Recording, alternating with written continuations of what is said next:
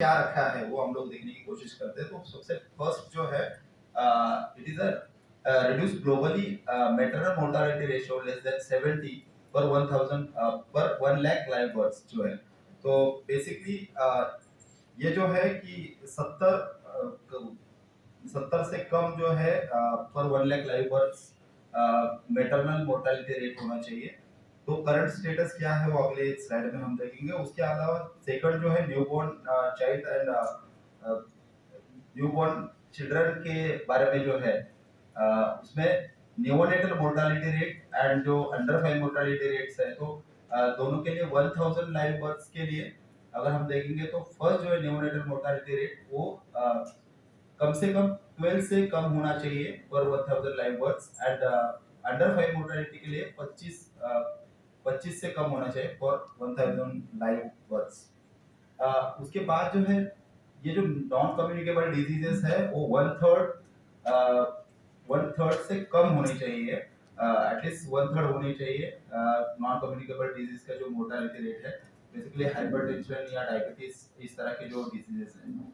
End TB जो है वो पर 1 लाख पॉपुलेशन जीरो होना चाहिए till 2030 and in the academic disease like AIDS, malaria या neglected tropical diseases या waterborne diseases जो है तो वो diseases पूरी तरह से खत्म होनी चाहिए।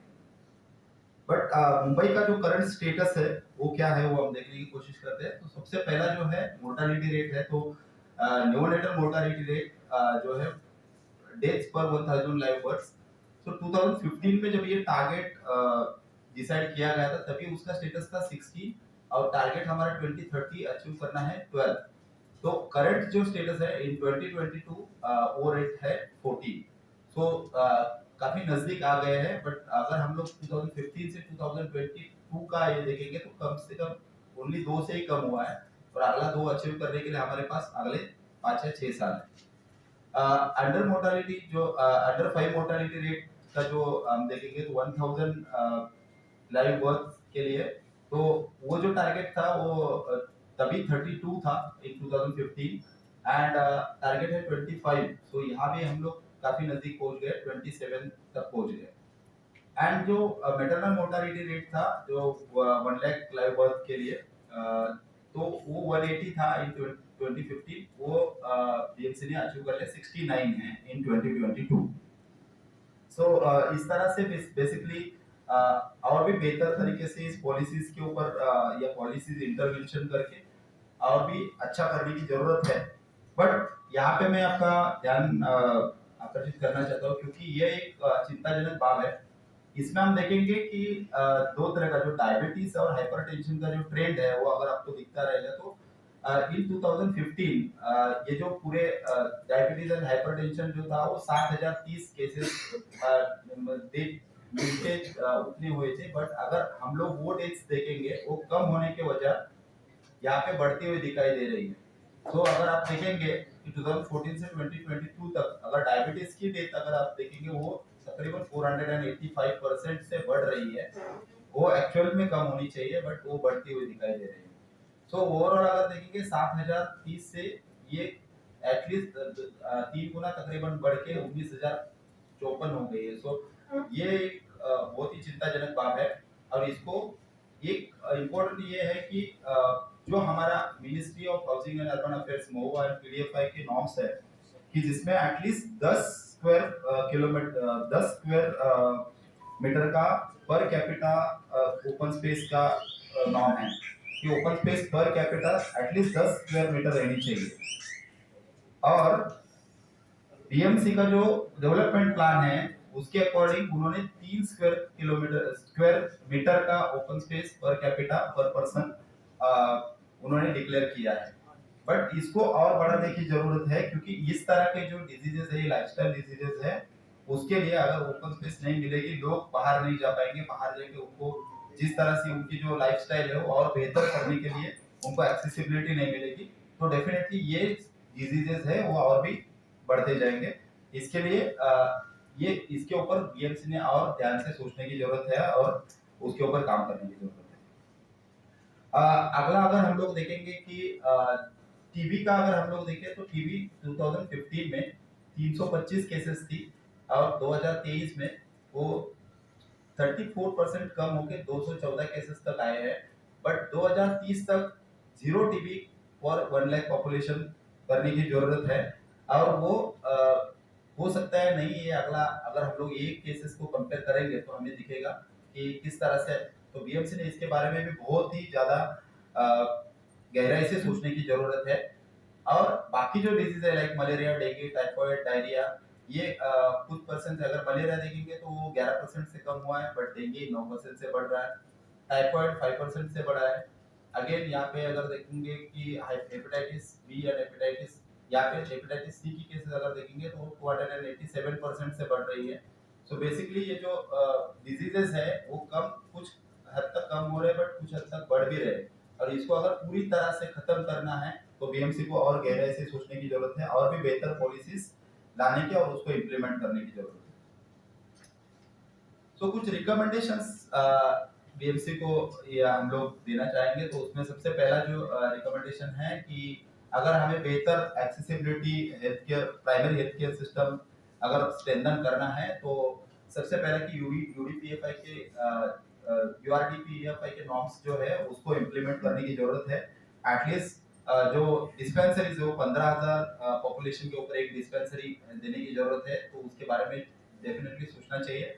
अब आपने बजट देखा है कि बजट 98% से बड़ा है, तो ऑफकोर्स वो बजट इस्तेमाल हो सकता है और उसको बेहतर तरीके से और भी primary health care system strengthen किया जा सकता है। उसमें adequate staff and infrastructure facilities बढ़ाने की जरूरत है। तो बीएमसी ने डेफिनेटली इसके बारे में भी बहुत बेहतर तरीके से सोचने की जरूरत है। देन जो डिस्पेंसरीज है, बट डिस्पेंसरीज जैसे कि दो अलग अलग डिस्पेंसरीज एक ही प्रीमाइसेस में चल रही है, या फिर जो डिस्पेंसरी चल रही है वो कुछ कम टाइम के लिए चल रही है, जैसे कि सुबह 7 बजे से 3 बजे तक या 9 बजे से 4 बजे तक। बट जो डेली वेजर्स है उनको अगर काम पे जाना है और उसको उनको फैसिलिटीज का एक्सेस चाहिए तो उनको डेफिनेटली काम के पहले और काम के बाद में भी कुछ आवर्स मिलने चाहिए। जैसे कि अगर सुबह 7 बजे से 10 बजे तक अगर डिस्पेंसरी चालू रहेंगे तो उसका लाभ उठा सकते हैं, अन्यथा उनके शरीर पर भी विपरीत परिणाम हो जाता है और वो डिले करते हैं क्योंकि उनको डेली का अर्निंग बहुत इंपॉर्टेंट है। अगर आपने पहले देखा होगा कि कितना परसेंट से अभी पर कैपिटा जो है पर पर्सन कितना खर्चा हो रहा है, वो पहले सेकंड स्लाइड में श्रेष्ठ ने बताया। तो उनको बहुत ज्यादा हो जाता है कि उनको डेली वेज कमाई बहुत इंपॉर्टेंट हो जाते हैं, तो वो अपने हेल्थ की तरफ भी ध्यान नहीं देते। तो इसलिए ये टाइमिंग्स बढ़ाने की जरूरत है। देन एफिशिएंसी इन बीएमसी हेल्थ डेटा मैनेजमेंट, क्योंकि अगर आप देखेंगे कि ये डेटा रियल टाइम अवेलेबल नहीं होता है, बहुत सारा डेटा ओपन पोर्टल पे अवेलेबल नहीं है। आप भी अगर खोजना चाहेंगे तो रियल टाइम डेटा अवेलेबल नहीं होता है। तो बेसिकली वो रियल टाइम डेटा अवेलेबल जब तक नहीं होगा तो robust open health management information system की जरूरत है, जो बीएमसी ने लोगों के लिए भी ओपन करने की जरूरत है और स्ट्रेंथन और भी ज्यादा बेहतर तरीके से उसको बनाने की जरूरत है।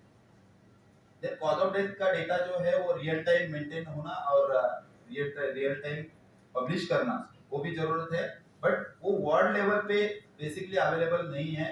पहले वो डेटा वर्ल्ड लेवल पे अवेलेबल होता था, बट अभी बीएमसी के पास भी वो डेटा अवेलेबल नहीं होता है। वो डेटा हम लोग स्टेट गवर्नमेंट के इससे लेते हैं, इनके पास ओनली नंबर ऑफ डेथ्स ये डेटा अवेलेबल होता है। सो बेसिकली ये बहुत जरूरी है कि वर्ल्ड लेवल से अगर डेटा नहीं अवेलेबल होगा और एक एक वर्ल्ड की अगर पॉपुलेशन 13 लाख या 15 लाख है और कुछ परिणाम हो रहा है उसको देख के अगर रिजल्ट्स नहीं पता चल रहे तो किस तरह से पॉलिसीज को हेल्थ केयर सिस्टम को इम्प्लीमेंट कर पाएंगे। तो वो real time data world level पे अवेलेबल करने की जरूरत है। देन एसडीजी गोल्स जो हमने कहे कि एसडीजी गोल्स जहाँ पे भी ये हमें दिख रहा है कि डिजीजेस बढ़ रहे हैं, लाइक जैसे डायबिटीज में हमने बोला, हाइपरटेंशन में बोला, कि उसके लिए बेहतर पॉलिसीज की जो स्टेट या सेंट्रल गवर्नमेंट की जो पॉलिसीज है उसके ऊपर और बेहतर तरीके से सोचने की जरूरत है और उसको इम्प्लीमेंट करने के लिए बीएमसी ने आगे आना चाहिए। और सबसे इम्पोर्टेंट जो है कि इफेक्टिव डेलिब्रेशन इन बीएमसी हेल्थ कमेटी। तो अभी पिछले 3 साल से तो बीएमसी में काउंसिल ही नहीं है, काउंसिलर्स अवेलेबल नहीं है। तो इसके बारे में डेफिनेटली स्टेट गवर्नमेंट ने सोचने की जरूरत है, बीएमसी ने सोचने की जरूरत है कि रियल टाइम और टाइमली ये जो बीएमसी के इलेक्शन है होने चाहिए। अगर नहीं होते तो उसका प्रभाव जो है इस तरह से लोगों के जीवन पे होता है।